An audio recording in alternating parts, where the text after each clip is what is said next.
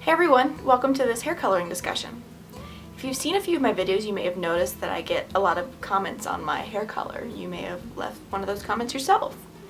Well, recently I was sent a set of extensions by AB Hair in order to do a review for them. And that video is over here actually if you're in the market for some extensions and want some insight. But they didn't make extensions in red, so I had to request a set that were blonde and then dye them red. As you can see in that video, it actually worked out pretty well. So for those of you who like this hair color and are interested in getting it for yourself, this video is for you. I'm going to talk about how I dyed these blonde extensions to this nice deep red. I'm also going to talk about dyeing extensions in general because it's a little different than dyeing your own hair. So if you're ready for all that, keep watching. Now, before we start, this is definitely not the only way to dye hair. This is just the process that I, in all my untrained bumbling about, was able to figure out for the needs of my extensions and my wallet. Using a box dye or going to a salon is another option, but I chose henna because it's cheaper, it's natural looking, it's permanent so it won't fade at all, and it's conditioning. However, there's some quirks about henna that you should be aware of before you start. Such as the fact that it's very messy and it stains everything that it comes in contact with. It combines with your natural hair color to make a red that's unique to you, and it can react with some materials such as metal or plastic if you're including essential oils, things like that I'll talk about more later. It's also only a darkener, so unfortunately if you have dark brown or black hair, you're not going to be able to get to this level of red without bleaching your hair first.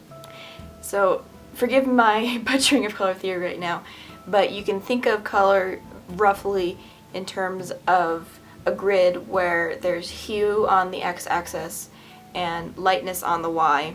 Henna and henna blends can take your natural hair color along the x-axis to a redder and browner hue and down the lightness scale to a darker color, but it can't go back up to blonde or lighter. That's not to say you can't use henna on dark hair. You can still get a bit of a dark red tint to it if you applied really dark hair, but a bright red isn't going to happen. Alright, if henna's still looking good for you, let's get started. The particular product I use to dye these blonde extensions is Light Mountain Henna in red. This company does henna blends, which means they combine henna with some other dyes like indigo in order to make different shades. So that way they can offer things like bright red and mahogany, dark brown, etc. It was like $9 on Amazon for me. If you're going to use a henna blend like this, make sure you follow the given instructions in the box to a T, because it's not going to behave the same way that body art henna does. For instance, when I was doing my strand tests, I found some information on the internet that said if you use essential oils, it'll help release more of the dye when you're mixing the henna. But when I did that with this particular product, I found that it just turned it really green and then completely melted through the plastic cup that I was mixing in. Using just warm water and some nutmeg, as suggested in the Light Mountain instructions for getting a richer red, worked much better. So whatever brand you get, make sure you follow the given instructions with it. Then you will need to let the mixture cure for some amount of time. This product says that you can put it on as soon as 10 minutes after letting it set, but bear in mind that the longer that you leave this mixture to sit, the more dye that can be released from the plant grinds. So you may need to leave it on your hair for longer to compensate for that if you still want a darker color. Since I was taking this medium blonde to this dark red, and that's a pretty big color difference, I wanted to utilize the dye in the henna as much as possible, so I let this sit for 3 hours. To apply it to my extensions, I laid a sheet of saran wrap on my counter to keep things neat, and then used a disposable toothbrush to distribute the henna. Other good tools are a dye brush or your own hands covered in gloves. Typically, if you're using henna on your head, you'll want the consistency to be like yogurt, so you can spread it without it running everywhere. But since this is on a flat surface that's not my head, I diluted the henna a bit more so it was even easier to spread. I also parted the hair in order to get good coverage. Remember, Simba, everything the henna touches is your new color. But if the henna doesn't seep through the hair enough, you'll have patchy hair. Once the extensions are sufficiently saturated, I wrap them up in the saran wrap and in turn wrap that in a heating blanket on the lowest setting.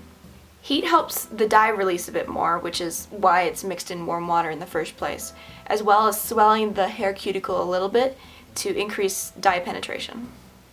On your own head, piling all your hair up and wrapping it will trap your body heat to help the henna, but you can also point a blow dryer at yourself on low if you want more.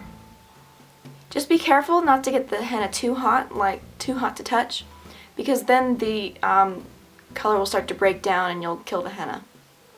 Length of time leaving the henna on your head also influences how red it gets. So if you're blonde and just want to go strawberry, which by the way is a fantastic color, I don't know why I don't see more people going for it, then you can just leave the henna on for like 20 to 30 minutes.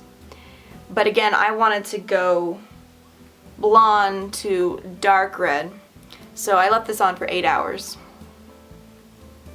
Finally, to clean off the henna, rinse in cool water until the water runoff is clear rather than orange. Then very gently wash the hair with a small amount of gentle shampoo and condition it. Wash not by scrubbing, but by massaging and scrunching. Between the initial rinse and the next time you wash your hair might feel a little bit dry, or drier than you're used to at least, and that's because there's going to be some errant henna molecules sticking to the surface of the hair shaft, and that will be taking up the space that your conditioner normally bonds to. Henna is a conditioner, which is why your hair seems shinier after you do a henna application, but it's not as effective tactile-wise as a lot of commercial conditioners, so that's why it might not feel as smooth initially. Your hair might also be a bit bright and orange, but rest assured that the color will tone down and deepen a little bit as time goes on, and the next time you wash, you'll wash away more of the henna molecules that are sticking to your hair, and then your conditioner can sit there and then it'll feel better. With extensions specifically, care should be taken not to agitate the hair too much when you're washing it. Hair is dead after all, so any damage you do to it is permanent.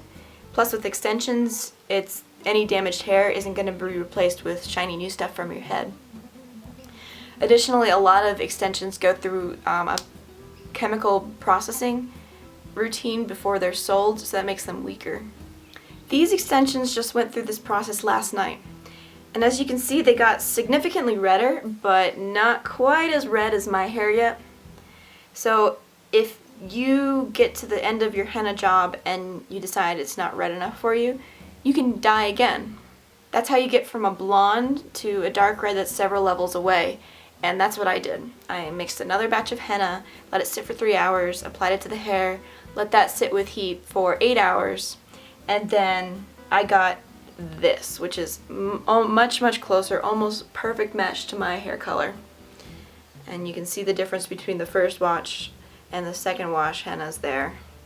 I figured out how much time I needed as well as how many applications I needed by doing strand tests first, which is when you take a little bit of hair from your head or some fallout from here, you can get it from a brush, whatever, and then you apply the dye to that to see how it's going to turn out.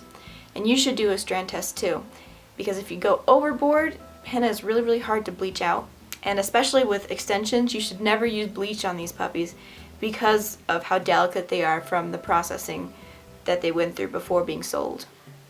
Finally, another word of caution. Up close on this extension you can see a greenish-black blotch on the hair. That's because there's a part of this weft clip that is unpainted metal, and this was touching the hennaed hair. Henna reacts with metal like this, so be sure to avoid any metal during the mixing and application process. This is on the underside of the extensions at the top of the weft, which is normally covered by your own hair, so I don't really care about this blotch, but you probably would on your own hair. And this concludes my video on henna. If you decide to take some of this advice and dye your own hair, you should let me know how it goes in the comments. Also, if there are any henna veterans out there, why don't you also share your experiences and your knowledge in the comments too, so other people can see the wide array of possibilities that are available with henna. Thanks for watching, and good luck with all your hair ventures.